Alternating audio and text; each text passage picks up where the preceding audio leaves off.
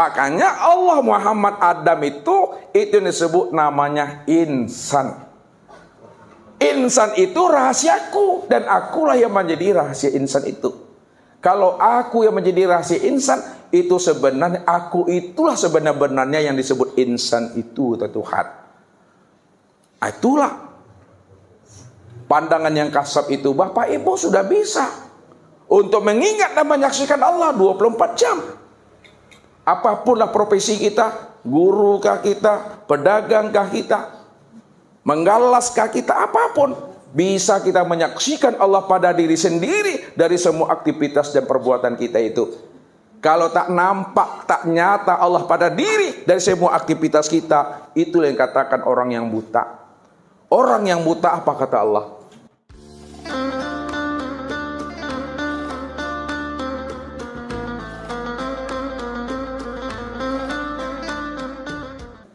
Wa man kana fi hazil a'ma fa huwa fil akhirati a'ma wa adalun sabila.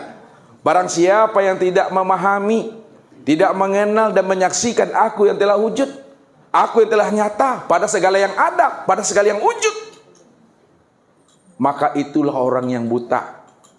Siapa yang buta di dunia, buta di akhirat. Siapa yang buta di waktu hidupnya, maka buta di waktu matinya. Orang yang buta di waktu hidup, buta di waktu mati. Orang yang buta di waktu di dunia, buta pula di akhirat. Wa adalun sabila, maka dialah orang yang tersesat. Sesatnya yang bagaimana kata Allah? Ulaika fi dolalim ba'id. Sesatnya mereka itu amat sangat jauh kata Allah. Orang yang tersesat yang sangat jauh, itu tempatnya di neraka Bapak Ibu. Tidak ada lain lagi. Itulah tempatnya orang yang terperosok. Maka di dunia inilah kita untuk menilik dan menyenter serta menyilau siapa diri kita yang sebenarnya.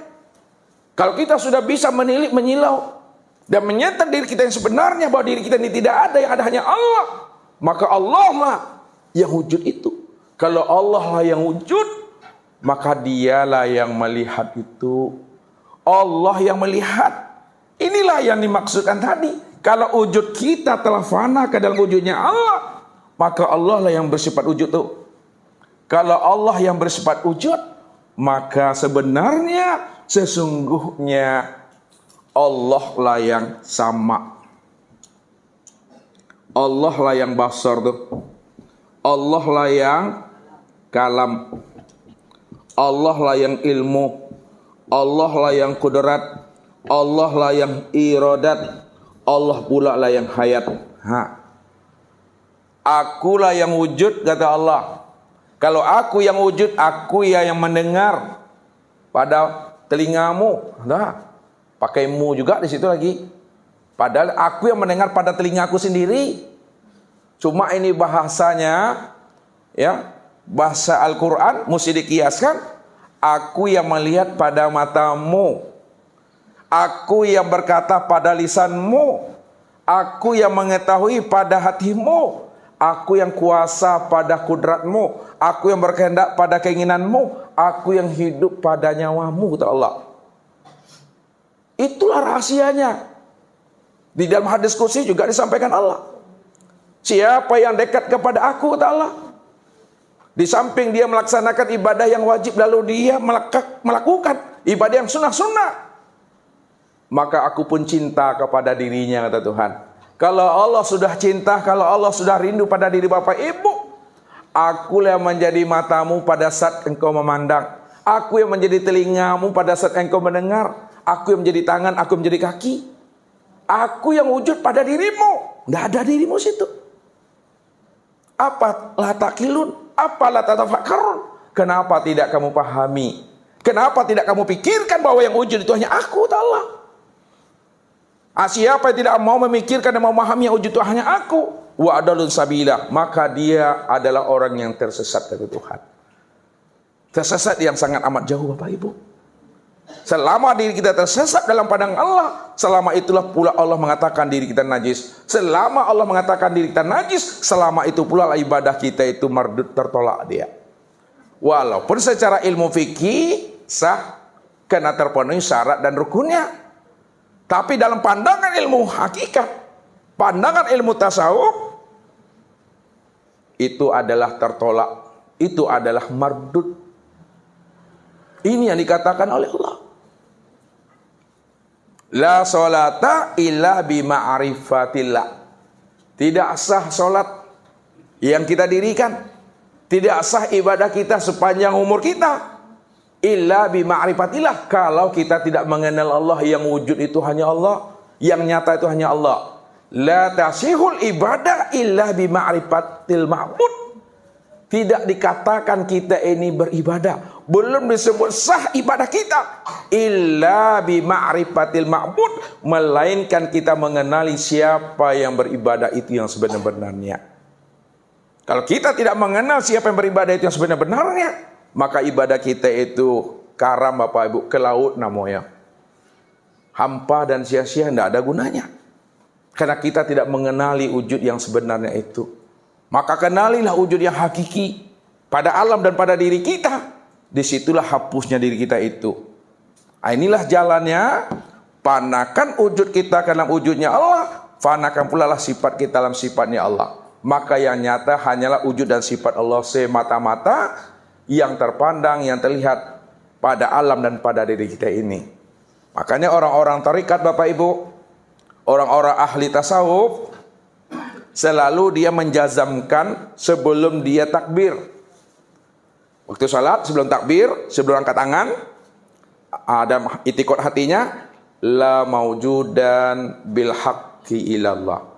Tidak ada yang wujud pada diriku nia, kulit, daging, urat, tulang, limpa, hati, jantung, rabu, empedu, buah punggung, ruh dan sir itu hanya Allah.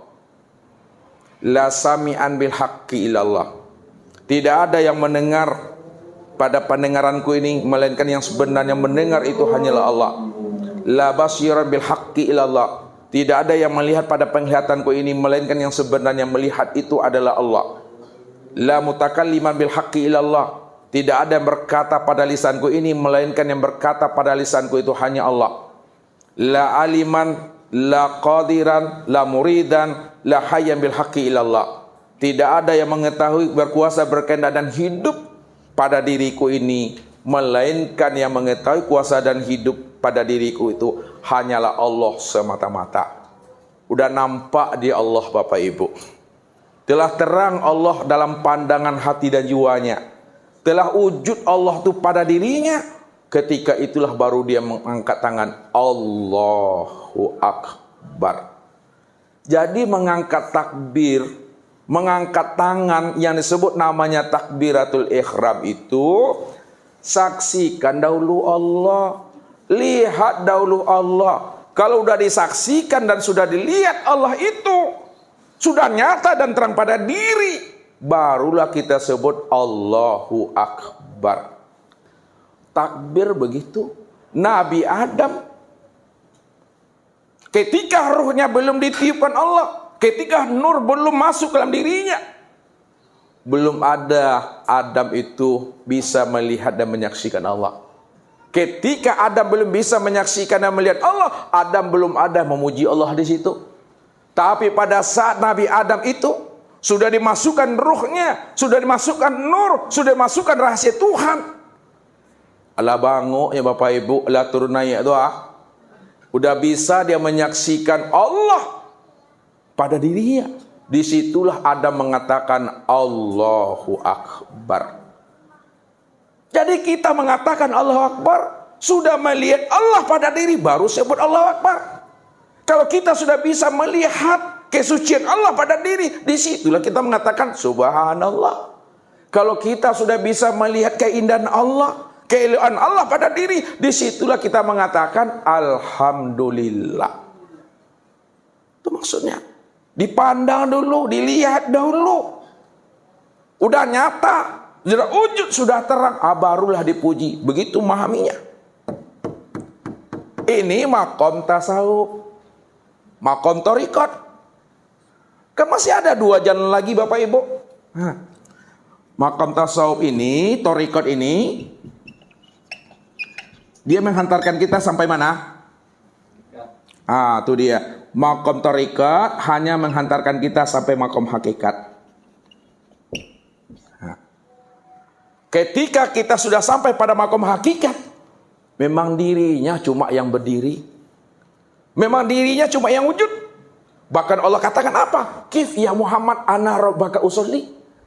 Berhentilah engkau hai Muhammad yang mengatakan engkau yang berdiri, engkau yang ruku, engkau yang tidak yang sujud. Akulah Muhammad sebenarnya yang berdiri, ruku dan sujud itu. Berarti ketika Bapak Ibu sudah menyaksikan Allah pada diri sendiri, dirinya itulah sebenarnya yang nyatanya dirinya Allah. Maka solatnya kita, disitulah solat yang sudah ingat. Disitulah solat yang sudah menikmati itu. Makanya hakikat itu menghantarkan kepada makrifat. Di makrifat itulah kita menikmati. Bahasa kita menikmati bukan kitanya kita, tapi kitanya Allah. Allah yang menikmati akan dirinya sendiri dengan perbuatan dirinya sendiri. Disitulah nyatanya zat, nyatanya sifat, nyatanya asma dan af'alnya Allah itu.